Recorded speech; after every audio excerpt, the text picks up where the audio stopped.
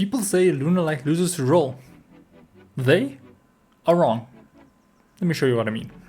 Because it's been a while since I spoke about the deck, I just kind of want to showcase the list that I've been currently playing and just kind of give you guys a short little breakdown of why I'm playing these cards so that you can kind of get a sense of what they do and just some of the thoughts behind my deck building. Also, it helps me get this video past 8 minutes because, you know, we love that mid-roll ad. So, Lunalight has about 11 1.5 card starters. These are the top 10 that you see in the top row, as well as, you know, the 10 key over here. So what's cool about this is that a lot of these cards are both starters and extenders, with the exception of Yugioh, which is purely a starter.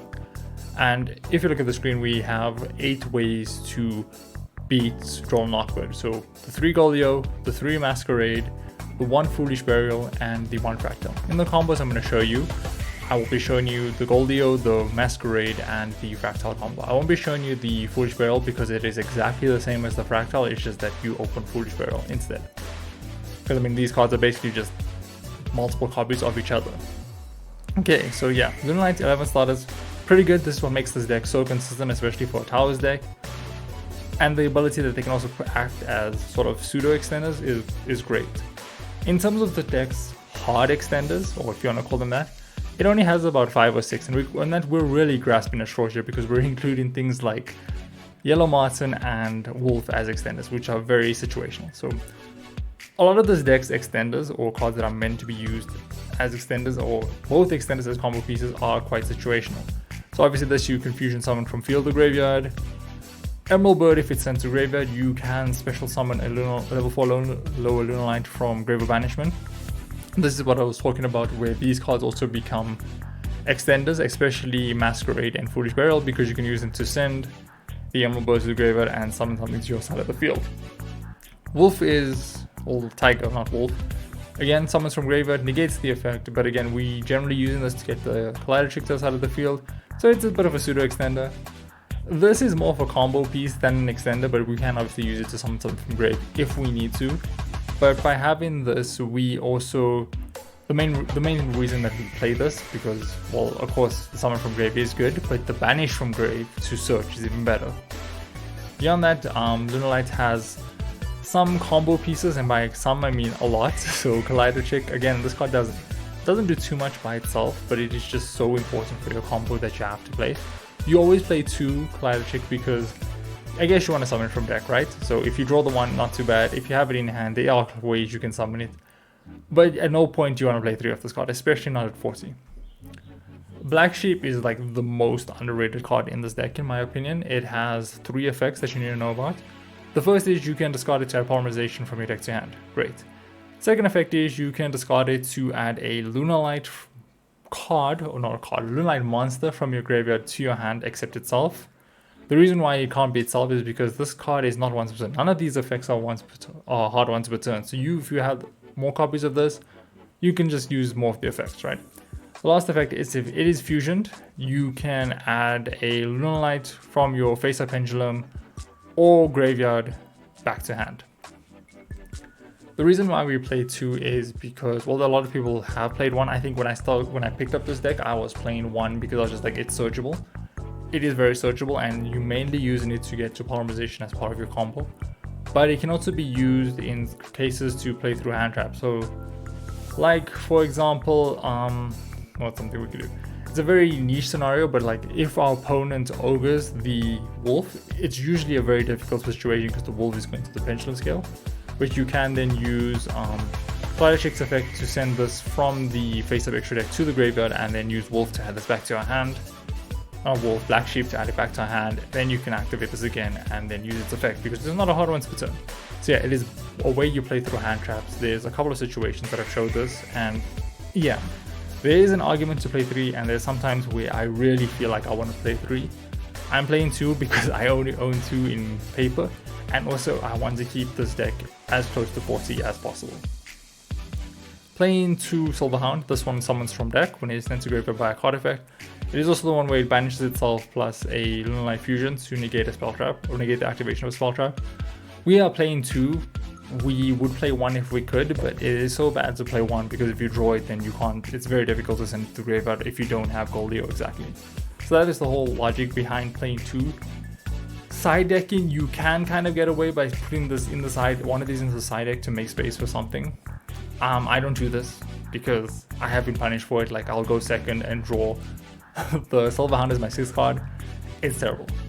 As I mentioned, polymerization, very good for your combo. That's the whole reason why Black Sheep is just phenomenal. But yeah, so we have to play the 1. I wouldn't call it a brick, but I guess you could say it is the thing closest to a brick. Same with Lunalight Fusion, but this is like better and worse because, well, we can't recycle it the same way we recycle polymerization, but it has the added effect of being a breaker. Because if your opponent controls a monster special summon from the extra deck, we can use its effect to fusion summon using a card from our deck or extra deck. Unlike heavy polymerization, like I just said, it can use our deck. So a lot of times you're not going to use an extra deck monster unless you're going for Leo Dancer or Liger Dancer. We'll be using this to send the Silver Hound to the graveyard to combo through. For non-engine, I am playing 15, or I guess you could call it 15. And there is an argument to kind of cut this to 12.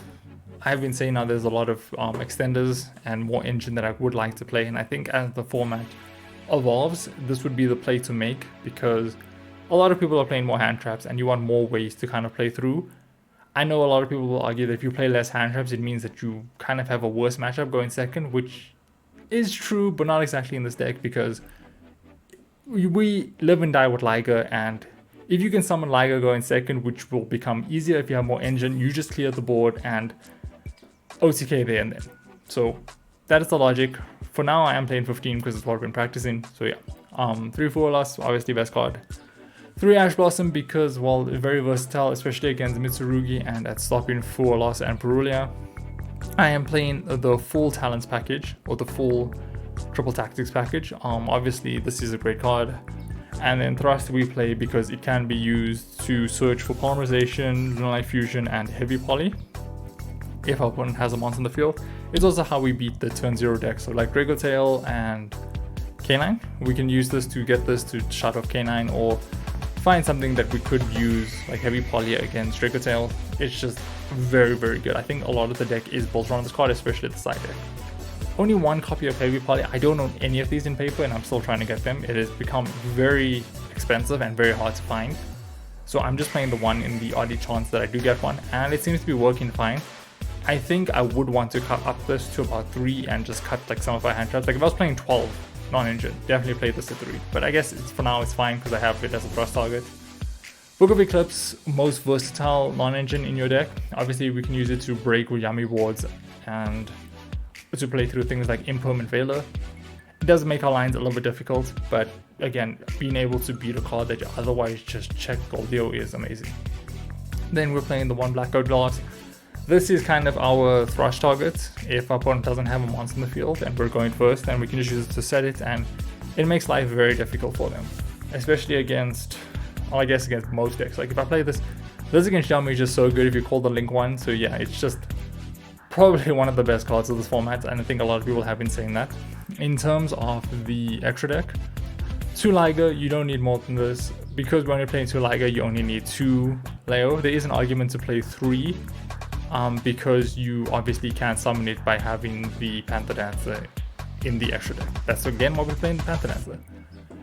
As for Saber Dancer, we mainly want to send it to the graveyard so we can increase this attack to 6,800 for easier OTKs. There's also sometimes you want to beat over very big monsters. Like I was playing against my friend, he was on Drytron yesterday, and using this is how we can out the big dad Draconits kind of guy without using the effect to destroy.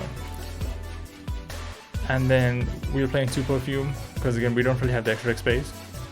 For rank 4s, I am playing the necessary trio. I guess you could say Baguska isn't exactly necessary. I know a lot of people will shake their heads when I say that, because, well, it is a fantastic card, but because it's so good, people are prepared to play against it, so there is an argument to cutting it, and I don't always go into it. Although, I always come back to it because, well, there are scenarios where you get hand trapped to absolute shit, and you can still be able to make a Baguska, and because your opponent wasted so much resources, it's generally enough to get you to another turn. Tiger King, of course, the Search is tanky, is also a breaker in itself because you can detach to negate everything that isn't a Beast Warrior on the field. Very, very good. Again, like this is incredible. Allows us to search so many things. It is both a starter and an extender. I think if we were using this off of Tiger King, we're most likely be using it to search for the Tiger as part of our combo. But there are some scenarios where you can make this first as a breaker and then go full combo. Very good. Dugaris is the card that lets us play through Droll. You'll see when I get into the combos, like it does everything for you. It's absolutely amazing. Even though it has drawbacks, like you can never cut this. As for Link Monsters, we're playing SP, incredible card. IP, which a lot of people aren't, and I argue that you kind of have to play this because it helps increase the ceiling of boards that play through Droll. You'll see what I mean when we get into things. Crush Sheep, card that some people have been cutting, but I feel as though the lines that play through Droll kind of need this. Obviously, the combos you'll see, I don't go into this card, but what I mean is that you have to sequence in a certain way to play around Droll, and the way you sequence, it becomes harder to fusion from the graveyard using Masquerade, because a lot of times you won't have Masquerade, and you'll need to then use Crush Sheep to kind of cycle cards a couple of times so you can have enough material in the grave to make your Liger.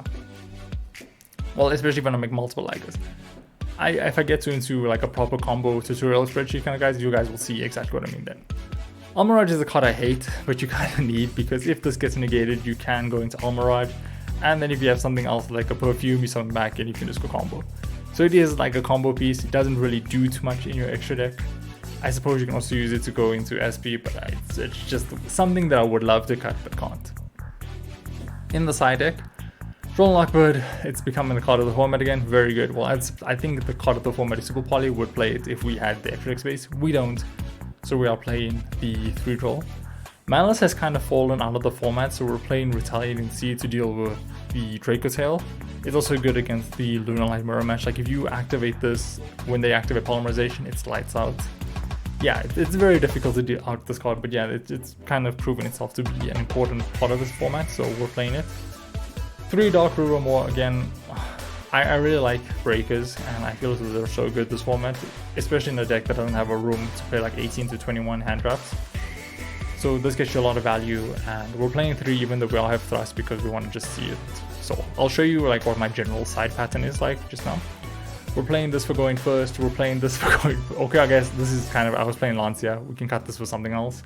We're playing this again to break, and we're playing Dimensional Barrier and Solemn 4 when going first. So generally when I'm going second right, I side out 5 cards. One of them will be a Black Sheep, one of them will be the Black Goats. Girls, not let me do that now. And then 3 hand traps that feel, the 3 breakers that feel the least effective. In this case, I'm just going to take out the Ash Blossom because it's just quite niche. So we'll be putting in our 5 top cards, which will be the Dark Ruler and the Evenly Match.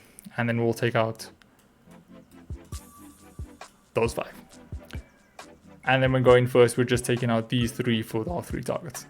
Well, these 3 and Heavy Poly for something else, but usually it's just these 3 because there's so many just turn 0 nonsense.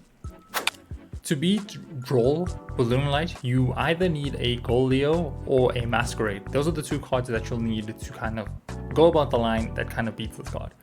Now, important to note is that Yugioh is a 1-card combo, but if you open Masquerade, you're going to need another card to discard. So it's Masquerade plus to discard. So you'll start off by normal summoning Yugioh. Perfect's going to activate, and we'll use it to go for Silverhound, not Yellow Marten. I think a lot of guys keep telling people that they need to go for Yellow Marten because Yellow Marten gets you into Masquerade, and you can use Masquerade sort of effect that lets you polymerization from the graveyard, which is very good. But the way that Yugioh works is that it adds to hand and then discards. So because you technically added something to hand and you're the turn player, so you have priority, when you activate Marten's effect to search for the Masquerade, your opponent can chain roll. And if they do, you're not going to get the Masquerade search. And it's basically the end of your turn if the other 4 cards in hand aren't exactly cracked. So this is exactly why in a lot of my replays, you'll see me go for Silverhound most of the time. And yeah, it seems to work out. So yeah, you're going to go for Silverhound. And that's exactly what we want to discard. So in the new chain, you want to activate the effect of your Silverhound, summon from deck. We are not using the effect of Yugioh. From here, our opponent then gets a window to activate their Droll in hand, which they will. And a lot of commentators and guides have been saying that that is kind of it for Lunalight. Like Droll completely beats the deck. That's not true. Droll hurts the deck, but if you play smart, you can still end on something. So yeah, we are now resolved in Silverhound's effect, and we want to go for Collider Check. We'll summon Collider Check to outside of the field. I think if we're going for a summon in defense position is the safer, but it doesn't really matter. We'll then activate the effect, and you want to send Wolf to graveyard. Now we will use Yugioh's effect to add the Wolf to hand. You want to activate your Wolf. It doesn't matter which pendulum scale you put it in, just as long as you put it in one of them. You'll then activate her effect to fusion summon out Perfume. I know we're under Droll, so we're not getting the surge, but you still need her. So we're going to send the Yugioh from outside of the field and the Silverhound from grave. Unfortunately, this line means that we don't have a spell trap negate.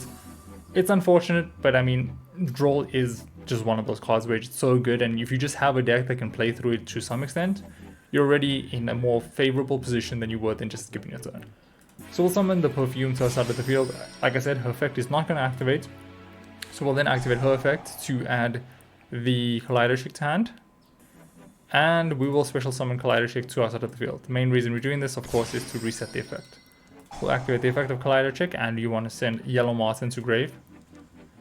You're then going to activate Yellow Marten's effect from grave, and you want to target the Wolf on your side of the field to summon her to any zone on your side of the field. This does two things. It obviously gets us another level 4 on the field, which is something that we need to combo further, but it also resets the Wolf effect, which we will need to activate later.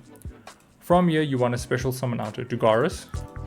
This is the whole reason we play Dugarus. Yeah, of course, it's just a good card, but it allows us to play through Droll a lot better. So, cool thing about Dugarus, right? It's like if I can drop a little bit of a rulings on you guys. So it detaches as cost, and then you select one of its 3 effects. So even though we're under Droll and we can't draw, and even though we don't have something in the graveyard to special summon right now, we can still activate the effect because we control another monster. So we could technically increase its attack, which allows us to then use the effect we want to, which is to summon from grave. So we'll activate the effect, we will detach 2, and we will see if we get 2 options. We obviously not going to double the attack, but just because we have this option means we can use the other one. So then we will special summon from grave, and we are going for Collider Check. You'll then activate Collider Check's effect to send Leo Dancer from your extra deck to the graveyard. From here, you want to special summon out IP. This is the whole reason why I play IP in this deck, because it gives us more to our field if we get Droll. So these 2 alone is an SP during our opponent's turn, which is about 2 interrupts, which is what most decks would be pretty happy to do through Droll. We happen to do more. So now we can activate the Wolf in our pendulum scale, and because we reset the effect, we can activate the effect to summon out a Liger Dancer, and we're just going to banish every Lunalight from our graveyard to summon out the big boss herself. Okay, from here we can activate Collider Check's effect, which means that our opponent can't activate anything during the battle phase. We're assuming we're going first, so this effect isn't necessary, but just so you know, you can activate it. And yeah, that's our field through Droll. So I kind of tripped on my words there and said that the only way to play through Droll with this deck is with a Yugioh and a Masquerade. No, you can use Fractal to play through Droll as well, assuming you have discard. The line is very similar to the Masquerade, but I'll showcase both just for sake of being thorough. So we'll activate the effect of Fractal, and we want to send Silverhound to the graveyard. There aren't really any other targets, it depends on the situation. I mean, sometimes you can use Fractal to send a Black Sheep to the graveyard if you already have a Yugioh on the field and your opponent activates the Ash on Yugioh, which is incorrect, but anyway, it's one of the ways you can take advantage of that situation. So, we will activate Silverhound's effect to summon out Yugioh to outside of the field. Yugioh's effect will activate on summon, and we want to add Collider Check to hand.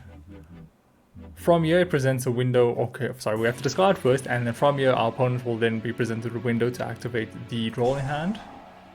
And this is where they would get smug thinking they've won, but no.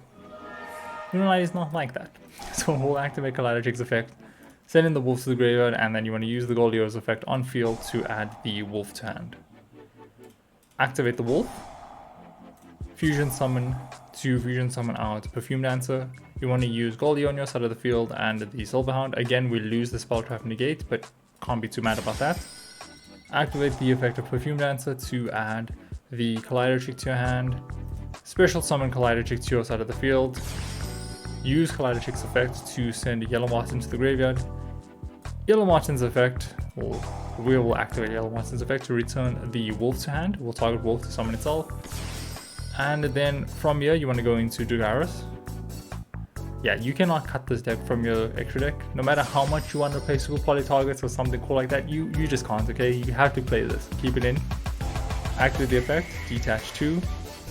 And then you want to special summon out your Collider Chick from the graveyard.